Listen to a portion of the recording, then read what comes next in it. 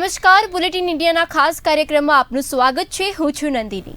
આપણે આ કાર્યક્રમમાં દરરોજ અલગ અલગ વિષય પર નિષ્ણાતો સાથે ચર્ચા કરતા હોઈએ છીએ, ત્યારે આજે આપણે ખૂબ મહત્વના વિષય પર ચર્ચા કરવાના છીએ, જે છે ખાદ્ય પદાર્થમાં થતી ભેળસેળ। ખાદ્ય પદાર્થમાં ભેળસેળનું દૂષણ પરાકાષ્ઠા સર્જી રહ્યું છે, જ્યારે જન આરોગ્ય સાથે ગંભીર ચેડા થઈ રહ્યા છે। હમણાં જ આપણી સમક્ષ ઘણી એવી ભેળસેળની બાબતો સામે આવી છે, જેમ કે મરચામાં કલર ઉમેરવામાં આવતા હોય છે, આ ઉપરાંત નકલી પનીર, મિલ્કશેક, વપરાયેલી ચાના ડૂચામલી સૂકવીને કૃત્રિમ રંગથી રંગી ભેળસેળ, તેમજ અખાદ્ય રંગ ચડાવેલ ચણાની ફોતરી, લોખંડનો બારીક ભૂક્કો, રંગ ચડાવેલ લાકડાનો ભૂક્કો વગેરે આપણી સમક્ષ વારંવાર આવતા હોય છે। આ ઉપરાંત 12 વર્ષમાં ખાદ્ય પદાર્થમાં ભેળસેળના 1914 કેસ નોંધાયા છે, ત્યારે માંડ 235 કેસનો નિકાલ થયો છે। ત્યારે હવે પ્રશ્ન એ છે કે ભેળસેળ વાળું શું છે અને શુદ્ધ શું છે, શું ખાઈ શકાય અને શું ના ખાઈ શકાય। આપણી સાથે જોડાઈ ગયા છે સુચિત્રા પાલજી, જેઓ ગ્રાહક સુરક્ષાના પ્રમુખ છે, અને જસવંતસિંહ વાઘેલાજી, જેઓ ગ્રાહક સુરક્ષા એજન્સીના ચેરમેન છે। તમારું સ્વાગત છે અમારા ખાસ કાર્યક્રમમાં। મારો પ્રશ્ન સુચિત્રાજી તમને છે કે ખાદ્ય પદાર્થમાં ભેળસેળના કિસ્સા વારંવાર સામે આવતા હોય છે, ત્યારે ગ્રાહકો આનાથી સાવ અજાણ જ હોય છે, તો ક્યાંક ને ક્યાંક ગ્રાહકો સાથે અન્યાય થતો હોય છે ને, તો આ બાબતમાં આપનું શું કહેવું છે કે તંત્ર શું આનાથી અજાણ જ છે કે જાણ હોવા છતાં પણ કોઈ કાર્યવાહી નથી થતી? तंत्र अजान होए ऐसा हो ही नहीं सकता है। एक्चुअली अभी भेड़सेड़ किसमें नहीं है ऐसा पूछना चाहिए, और रक्षक भक्षक बन गया है। जब रक्षक ही भक्षक बन जाता है तब दूर परिणाम जो है वो बिल्कुल सही आता ही नहीं है। तो जिन लोगों के हाथ में ये अथॉरिटी है कि हर एक ग्राहक तक शुद्ध खाना, शुद्ध वस्तु, शुद्ध चीज जाना चाहिए, वही लोग अगर उसमें व्यापारियों को मिलावटी भेड़सेड़ करने व्यापारियों को बचाने का रास्ता निकाले, तो इस ऐसे सिचुएशन में, ऐसे परिस्थिति में तो भेड़सेड़ तो होना, कालाबाजारी होना, ये कोई बहुत बड़ी बात नहीं है। तो ये तो आज के समय पे आज ऐसा पूछिए कौन सा वस्तु है, कौन सा खाना पीना है, कौन सा मसाला है जिसमें भेड़सेड़ है ही नहीं। शुद्ध कौन सा चीज है जो मिलता है? आज के समय में पानी भी आपको शुद्ध मिलता नहीं है। જી જી બિલકુલ। મારો પ્રશ્ન હવે વાઘેલાજીથી છે। વાઘેલાજી, ગ્રાહકોએ અવેરનેસ રાખવાની કેટલી જરૂર છે? આપણે જોતા હોઈએ છીએ કે મોંઘવારી ક્યાંક ને ક્યાંક નડી રહી છે, ત્યારે દરેક ચીજ વસ્તુમાં ગ્રાહક સસ્તું શોધવાના પ્રયાસ કરતા હોય છે, ત્યારે આવી વસ્તુ સામે આવી હોય તો એનાથી બચવા માટે ગ્રાહકોએ શું કરવું જોઈએ? અત્યારે ગ્રાહકોએ બહુ અવેરનેસની જરૂર છે, અને એમણે જે કોઈ વસ્તુ ફૂડની ખરીદે એના જો પેકિંગમાં જે વસ્તુ વેચાતી હોય તો એના ઉપર મેન્યુફેક્ચર કે પેકરનું નામ અને એડ્રેસ, એની ક્વોન્ટિટી, પ્રોડક્ટનું નામ, પછી MRP ઇન્ક્લુઝ ઓફ ઓલ ટેક્સીસ, પછી એનું packing month and year, customer care number, email address, અને ફૂડ FSSAI ના કાયદા મુજબ nutrition value, FSSAI licence number, પછી એ બધું લખેલું હોય એ બહુ જરૂરી છે। બીજું, જે કોઈ આ બધું જે અત્યારે કેરીની સિઝન બી ચાલે છે, તો કેરીમાં પણ એ જે અત્યારે એસિટિલિન પેલું કેલ્શિયમ કાર્બાઇડ થી જે પકવીને કેરીઓ વેચાતી હોય છે, એ જે ગ્રાહકને શરીરના સ્વાસ્થ્ય માટે બહુ જોખમકારક છે। તો એના માટે AMC ના ફૂડ ડિપાર્ટમેન્ટે સતત ચેકિંગ કરવું જોઈએ। એના માટેની અમે ફરિયાદો કરેલી છે, છતાંય બી તંત્ર તરફથી કોઈ પણ પગલાં લેવાતા નથી। બીજું એવું છે કે અત્યારે ઠેર ઠેર કેરીના રસના નામે હાટડીઓ ચાલી રહી છે। હવે એ રસમાં એસેન્સ અને એ પણ નાખી અને ગ્રાહકો જોડે છેતરપિંડી કરાય છે, તો એનું પણ ચેકિંગ કે સ્થળ ઉપર સેમ્પલિંગ લઈ અને ટેસ્ટિંગ કરાતું નથી. અમદાવાદ મ્યુનિસિપલ કોર્પોરેશનમાં ફૂડ સેફ્ટી ઓન વ્હીલ્સ એવી એક કેન્દ્ર સરકારે એક ફરતી ફરતી લેબોરેટરી આપી છે. એમાં એવું જોગવાઈ છે કે આ જે ફૂડના સેમ્પલો લઈ અને સ્થળ ઉપર જ ચેકિંગ કરી અને જો એમાં ભેળસેળ હોય તો પકડી શકાય અને જે અખાદ્ય હોય એનો નાશ કરી શકાય. ખાલી આટલી અમદાવાદ મેટ્રો સિટીમાં ખાલી એક જ ફૂડ સેફ્ટી ઓન વ્હીલ્સ છે. તો એ સંખ્યા પણ દરેક ઝોન 7 ઝોન પ્રમાણે 7 હોવી જોઈએ. કારણ કે કોર્પોરેશન અત્યારે જે કરોડો રૂપિયા ખર્ચતી હોય ત્યારે આ એક ફૂડ સેફ્ટી ઓન વ્હીલ્સ ની સંખ્યા એની કિંમત ખાલી ફક્ત 35 થી 40 લાખ જ હોય છે. તો હવે જેમ બને એમ એની સંખ્યા વધારીને સ્થળ ઉપર ચેકિંગ કરાય અને ગ્રાહકોને આ ફૂડની ભેળસેળ અને નબળી ક્વોલિટીમાંથી રાહત અપાય એવી અમારી માગણી છે. જી જી બિલકુલ, હું તમારી વાત સાથે બિલકુલ સહમત છું. મારો પ્રશ્ન સુચિત્રાજી તમને છે કે જેમ આમને જસવંતજીએ કહ્યું કે કંપની દ્વારા જે સીલ ફૂડ પેકેટ મળતા હોય છે તેમાં પણ કેટલા અંશે મિલાવટ હોય છે કે મિલાવટ હોવાની સંભાવના હોય છે અથવા તો મિલાવટ જોવા મળે છે કે નથી મળતી? જે કંપની દ્વારા સીલ ફૂડ પેકેટ હોય છે એની વાત છે. कंपनी द्वारा जो सील फूड होता है उसमें जो उनका सरकारी एक रूल्स रेगुलेशंस होता है कि उनका एक परिपत्र होता है कि उसी के हिसाब से आप छेड़छाड़ कर सकते हैं. लेकिन आप देख सकते हैं काफी कंपनियों का नाम अभी आगे आया है जो उनको लिमिटेशन दिया गया है उसके ऊपर जाके वो लोग उसका ऊपर छेड़छाड़ करते हैं.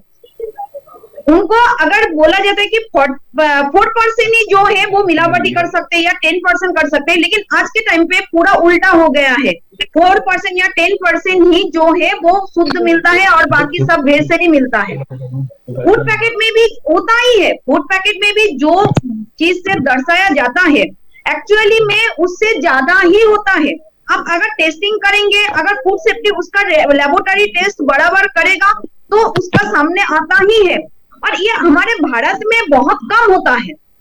आप इंटरनेशनल लेवल पे जाएंगे, जब कोई इंटरनेशनल कंपनी भारत के कोई कंपनी के ऊपर प्रेशराइज करते हैं तब भी ये चीज सामने आते हैं कि नहीं ये कंपनी का ये चीज बहुत ज्यादा है और इस चीज से ज्यादा होने से कैंसर हो सकता है, आपको वगैरह वगैरह बीमारी हो सकता है. लेकिन ये चीज आपको आपके स्थानिक जो लैब है या जो आपके भारत के जो लैब उसमें पकड़ में ही आता नहीं है. क्यों नहीं आता है? वो सोचने वाली बात है कि जो सरकार का लिमिटेशन है उस लिमिटेशन के बाहर जाके कंपनी अगर करता है गुना तो उस गुने को सीरियसली क्यों नहीं लिया जाता है? तब उस कंपनी को सीलबंद क्यों नहीं किया जाता है? खाली एक नोटिस देके उसको सुधारने का मौका दिया जाता है. क्यों ऐसा रूल्स, ऐसा ये गुनाहित व्यापारियों को मौका क्यों देने का? क्यों? क्योंकि ग्राहकों को सेहत के साथ वो खिलवाड़ कर सके. इस तरीके का जो प्रगति हो रहा है ये ग्राहकों के लिए बिल्कुल अच्छा नहीं है.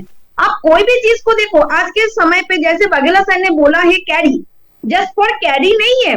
हर एक फ्रूट को आप देखिए, हर एक फ्रूट में केमिकल मिला ही होता है. अब एप्पल को देखिएगा, एप्पल के हर एक एप्पल के ऊपर मोम का लैब चढ़ाया हुआ होता है. एप्पल देखने में बहुत अच्छा लगता है, सुंदर लगता है, अट्रैक्टिव होता है, तो इंसान को ऐसा लगता है कि ये चीज बहुत अच्छा है.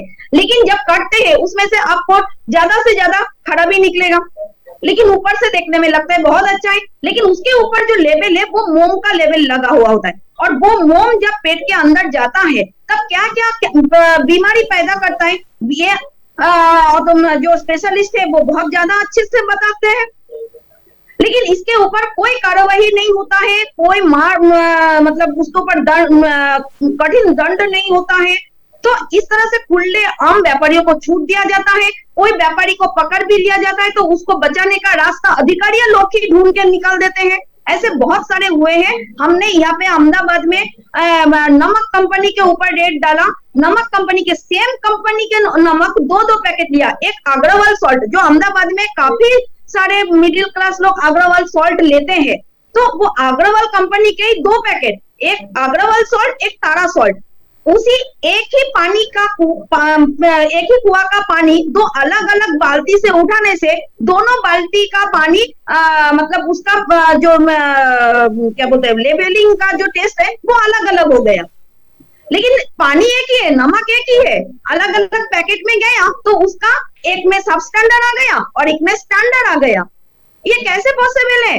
ये सब अधिकारियों का मिलावटी है और ये सब हेल्थ डिपार्टमेंट और अधिक फूड डिपार्टमेंट का मिली भगत होता है। किसको बचाना है, किसको छूट देना है और किसको फंसाना है, ये सब इनका एक बहुत अच्छा प्लानिंग के साथ ये लोग कामगिरी करते हैं। इसीलिए आज हमें ये बहुत दुख के साथ बोलना पड़ रहा है कि रक्षक भक्षक बन रहा है। तो उसके ऊपर सरकार को बहुत जरूरत है कि सख्त से सख्त कार्रवाई करे और मतलब कड़क से कड़क उसके ऊपर एक्शन ले। જી જી બિલકુલ, હું તમારી સાથે સહમત છું. લાગી રહ્યું છે તંત્ર જાણે ક્યાંક સૂતું જ છે.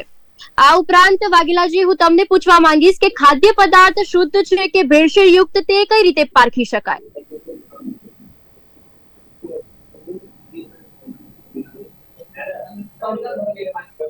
જી વાઘેલાજી, તમે મને સાંભળી શકો છો? ખાદ્ય પદાર્થ શુદ્ધ છે કે ભેળસેળ યુક્ત તે કઈ રીતે પારખી શકાય? હલો, ખાદ્ય પદાર્થમાં ભેળસેળ સામાન્ય પબ્લિક માટે તો બહુ મુશ્કેલ છે કે એ પારખી શકાય. હાલમાં પણ આપણે જોયું હશે કે નડિયાદમાં અને ઉત્તર ગુજરાતમાં પેલા મરચા અને હળદરમાં આ લોકો કેમિકલ નાખી અને જે ભેળસેળ પેલા મોટી ફેક્ટરીઓ પકડાઈ છે અને આ ભેળસેળ જ્યારે ફરિયાદ થાય ત્યારે જ પકડવામાં આવે છે. અને ગુજરાતમાં અત્યારે જે ખાદ્ય પદાર્થોની સિઝન હોય ત્યારે આપણે ગુજરાતમાં એક સિસ્ટમ છે કે લેડીઝ હોય, ગૃહિણીઓ, એ મસાલા કે જે કોઈ બી વસ્તુ હોય, અનાજ, એ સિઝન પ્રમાણે ભરતા હોય છે. ત્યારે જ આવા ભેળસેળ વાળા તત્વો એમની પોતાની પ્રવૃત્તિઓ વિકસાવી અને ગ્રાહકોને છેતરતા હોય છે. અને આ ભેળસેળ પકડવી એ સામાન્ય પબ્લિક માટે બહુ મુશ્કેલ હોય છે. અને જે તંત્રએ આ કામગીરી કરવાની હોય છે એ તો પોતાની ફરજો બજાવતા જ નથી. અને એમને જોડે તો આખા આ બધું ટેસ્ટિંગ કરવાની આખી લેબોરેટરી, કેમિકલ્સ ને બધું પણ હોય છે.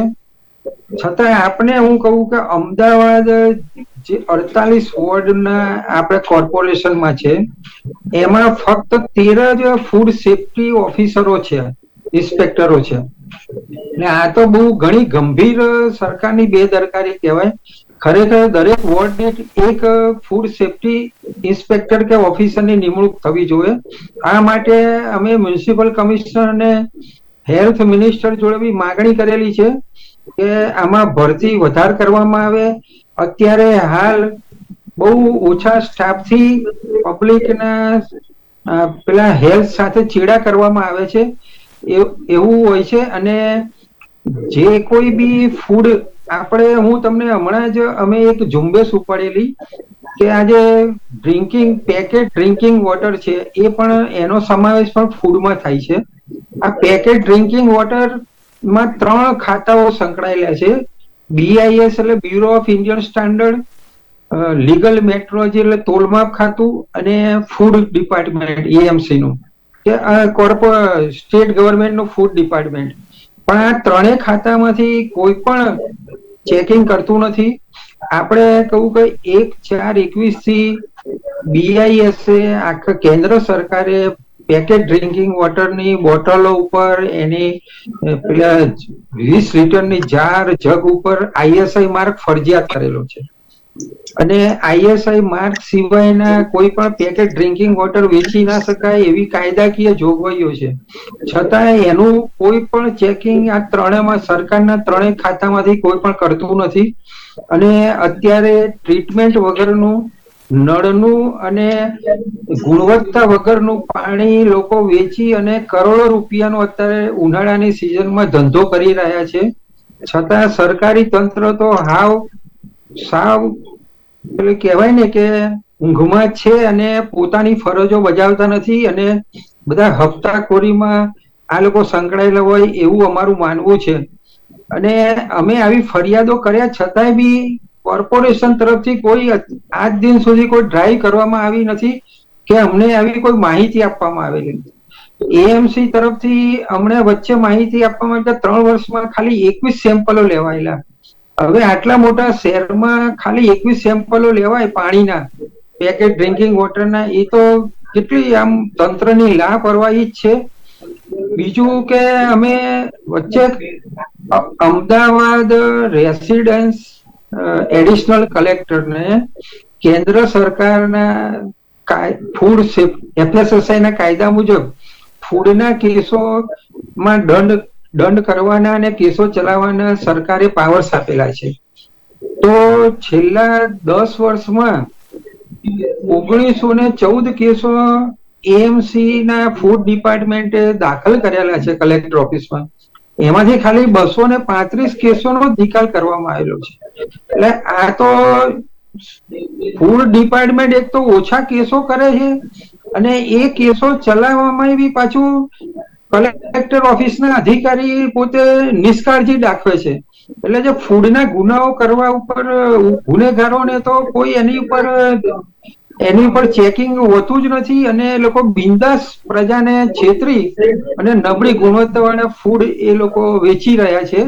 અને અમારું તો એવું માનવું છે કે આ એએમસી નું ફૂડ ખાતું, અમે ઘણી ફરિયાદ કરી કે રેસ્ટોરન્ટમાં પણ તમે જઈને તપાસ કરો કે આખા ગુજરાતમાં કોઈ કામગીરી કરતે ही नहीं है. ઝુંબેશ થઈ, પણ અહીંયા અમદાવાદમાં આવી કોઈ ઝુંબેશ કર્યાનું જાણમાં જ નથી. કારણ કે આ ખાતું અમને તો લાગે છે કે ખાલી પૈસા બનાવવામાં જ પડેલું છે. જી જી બિલકુલ.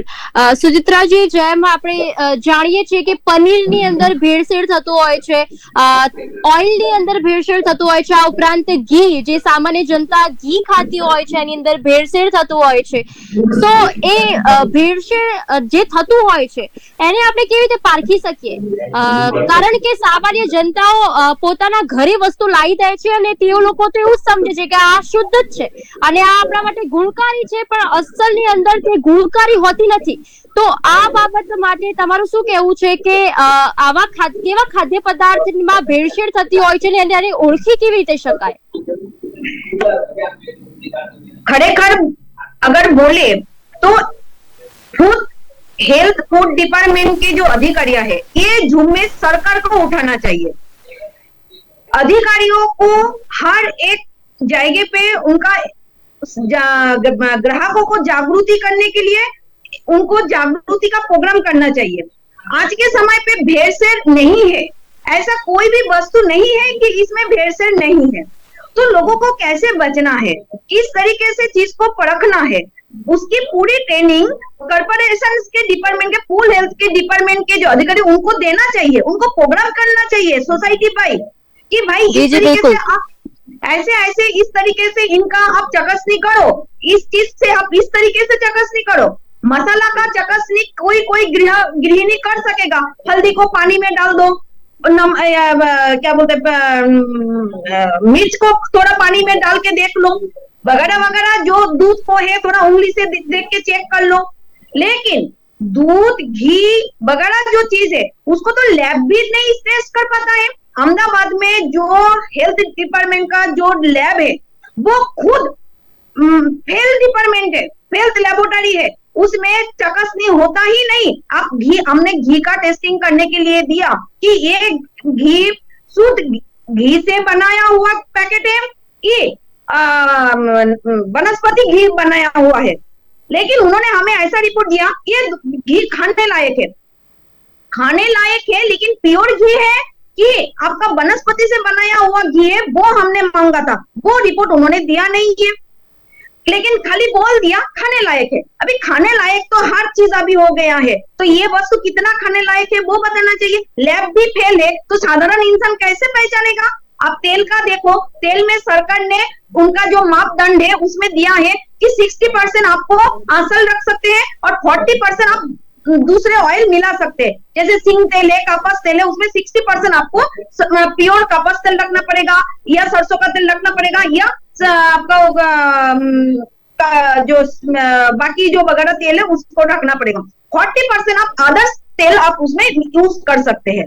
लेकिन अभी तो उल्टा हो गया है, 40% तो छोड़िए, 1% भी असल तेल नहीं रहता है उसमें, तो केमिकल वाला मिला देते हैं, एक बूंद डाल देते हैं और पूरा जो 15 लीटर का कैरबा होता है वो पूरा तेल में आ जाते हैं।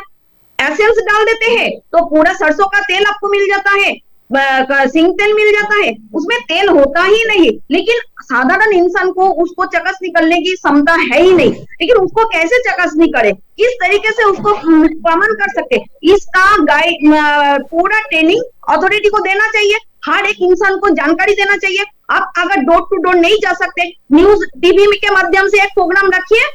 आप लोग इदानी हम लोगों ने बहुत कंप्लेन किया, कॉर्पोरेशन ऑफिस में, कमिश्नर ऑफिस को हमने लेटर लिखा कि फूड डिपार्टमेंट काम नहीं करते हैं।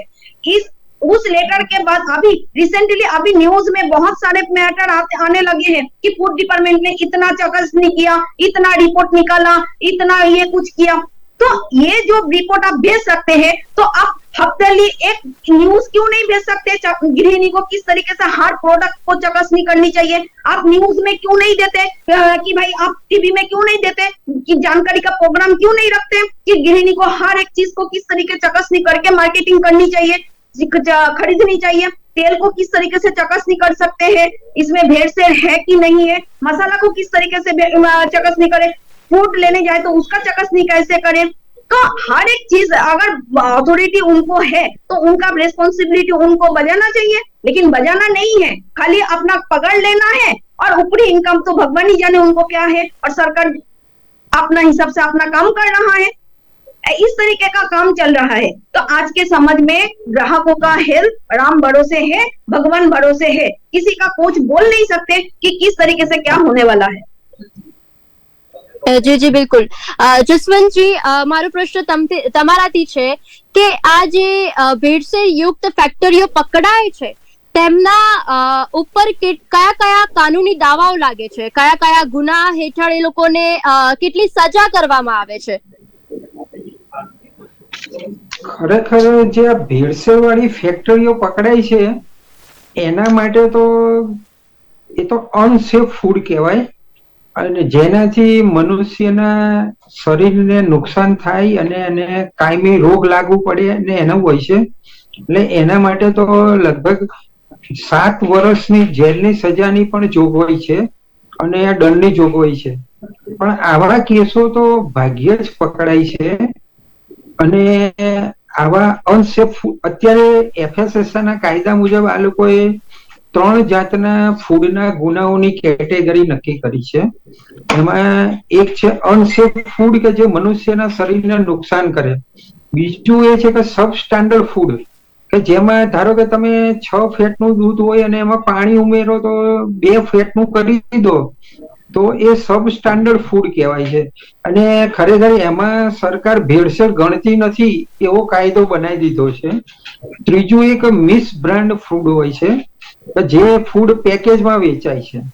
તો પેકેજમાં જે ફૂડ વેચાય એના માટે બી કે સરકારે, કેન્દ્ર સરકારે FSSA ના કાયદા મુજબ જોગવાઈ કરી છે કે એમાં મેન્યુફેક્ચરનું નામ અને સરનામું, એના ફૂડનું નામ, એની ન્યુટ્રિશન વેલ્યુ, એની પેકિંગ ડેટ અને એક્સપાયર ડેટ અને એની MRP, customer care number, email address, net quantity, FSSA licence number ને એ બધું જે એમાંથી કોઈ પણ લખેલું ના હોય તો એ મિસ બ્રાન્ડમાં ફૂડ જતું રહે છે। અને એ ફૂડની જે પેકિંગમાં વેચાય છે એવા ફૂડના સેમ્પલો તો ભાગ્યે જ ટેસ્ટિંગ માટે મોકલાય છે। ખાલી મિસ બ્રાન્ડના કેસો કરીને દંડ ઓછો કરીને આખો ફૂડનો કેસનો નિકાલ કરી દેવાય છે। જી જી આ બિલકુલ। જે ફૂડના કાયદાઓ મુજબનું જે અત્યારે ધાંધલી ચાલી રહી છે સમગ્ર ગુજરાત અને દેશમાં, તો એના લીધે તો ખરેખર પ્રજાના આરોગ્ય સાથે ખુલ્લેઆમ ચેડા થઈ રહ્યા છે અને તંત્ર પોતાની કોઈ જવાબદારી સમજવા તૈયાર નથી। જે તે આ હેલ્થ ડિપાર્ટમેન્ટની અંડરમાં આ ફૂડ કમિશનર આવે છે અને એની અંડરમાં કોર્પોરેશનમાં ફૂડ જે ફૂડ ડિપાર્ટમેન્ટ હોય છે અમદાવાદમાં ધારો કે ખાસ કરીને, તો એના જે ડેઝિગ્નેટેડ ઓફિસર હોય છે એ પણ ઘણી વખત એવું કહે છે કે અમે ગ્રાહકોની ફરિયાદ માટેનું અમે એના જોડેથી પુરાવા લઈએ અને કોઈ કેસ કરવા બંધાયેલા નથી. તો ગ્રાહકો તો એ સ્થળ ઉપર આવે અને એને તો જ પગલા લેવાય, બાકી એ તો લોકો બીજા દિવસે જઈ અને બધું બરોબર છે એવા જ રિપોર્ટ કરે છે. એટલે આવી રીતે ઘણી વખત તો અમારી ઈમેલ ફરિયાદોની પુરાવા સાથેની ફરિયાદોના બી કોઈ રિપોર્ટ કરાયા નથી. જી, તમારી વાત બિલકુલ, તમારી વાત પુરાવા સાથે જે એમની જોડે પુરાવા હોય એ પણ લેવાની તસ્દી આ ફૂડ ડિપાર્ટમેન્ટ લેતું નથી અને વેપારીઓને બચાવવાની જ આખી કામગીરી કરે છે. જે તમારી વાત બિલકુલ સાચી છે. સમય મર્યાદાને ધ્યાનમાં રાખીને આપણે આ ડિબેટ અહીંયા જ પૂરી કરે છે. સુચિત્રા પાલજી અને જસવંતસિંહ વાઘેલાનું ખૂબ ખૂબ ધન્યવાદ છે અમારી સાથે જોડાવા માટે. જ્યારે વાત કરીએ ખાદ્ય પદાર્થમાં ભેળસેળની, ત્યારે આપણે જોતા હોઈએ છીએ કે ઘણા ભેળસેળના કિસ્સાઓ બહાર આવતા હોય છે, ત્યારે તંત્ર બિલકુલ શાંત સાબિત થયું હોય છે, તંત્ર બિલકુલ અજાણ છે તેવું જાહેર કરવામાં આવતું હોય છે. ત્યારે ગૃહિણીઓ ઘરમાં પોતે જ કેવી રીતે ચકાસ કરવામાં આવે તે જોવા મળી રહ્યું છે. આવા જ મહત્વના વિષય પર ચર્ચા કરવા માટે ફરી મળીશું. ત્યાં સુધી જોતા રહો બુલેટિન ઇન્ડિયા, ભરોસો ગુજરાતનો.